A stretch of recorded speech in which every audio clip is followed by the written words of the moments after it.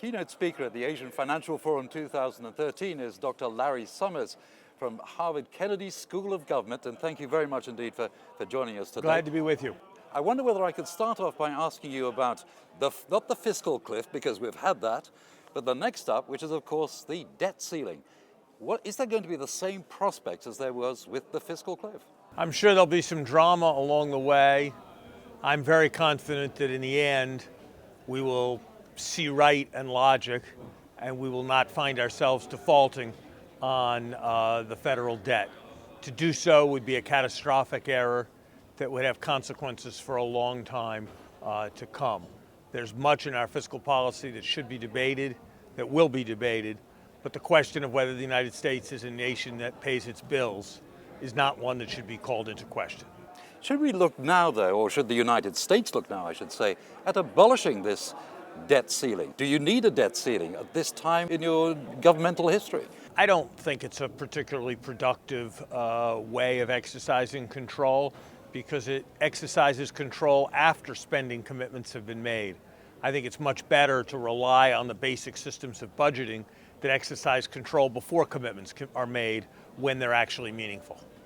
When we look at growth, because I think when you were talking here at the Asian Financial Forum, growth was really the central theme of your talk. How do you see that actually forthcoming into the future? Are we going the wrong way or the right way?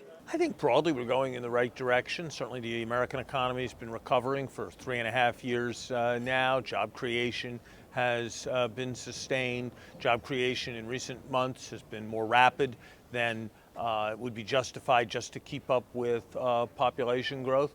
But there's a lot we need to do to restore confidence. Some of that has to do with the budget picture for the long term. Some of that has to do with maintaining an adequate level of demand in the short term. Certainly the United States could be investing more in infrastructure, and I believe that would be highly desirable, both in terms of enlarging our productive potential for the long run and in terms of injecting demand into the economy in the short run. One of the things you did mention, which I found was very interesting, which you were talking about export-led growth, and you said that some people can be doing the exporting, but then so many people have also got to be doing the importing as well. How is all this going to be resolved, would you say? Well, I'm sure that's going to be a focus of the discussion in the various IMF meetings, in the G20 meetings. In general, I think that the countries, particularly here in Asia, that are in a stronger position probably will need to be shifting to models that rely more on domestic demand-led growth and less on the external sector, because the capacity for them to grow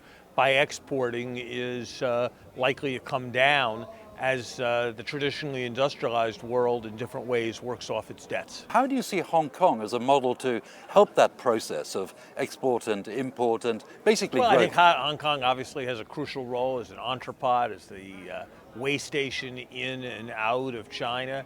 It has a strong stake in successful global prosperity and in the success of both of these major economies, in China and in the United States. And I think if Hong Kong stays flexible, if Hong Kong stays focused on trade facilitation, I think things will work out well for Hong Kong. You've been here at the Asian Financial Forum and keynote speaker.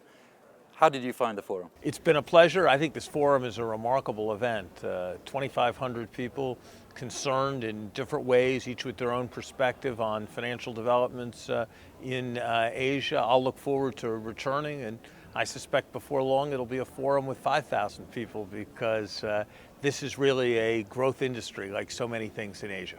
Well, we'll look forward to seeing you back. But one other point before you left, I was wondering about the question of liberalisation of markets, because you were a great liberalizer in the old days. Are you still a liberalizer of markets? I think in general markets are best off when they are liberal, but I think even the most extreme liberal recognizes that liberalism needs to take place within a framework, and that's a framework of prudential regulation. And certainly some of the mistakes that were made on the way into this crisis have taught us that we need to define prudential regulation more broadly and perhaps in some cases more severely than we have in the past. And so I don't think you'll see quite the same commitment to uninhibited capital flows that you've seen at some moments in the past.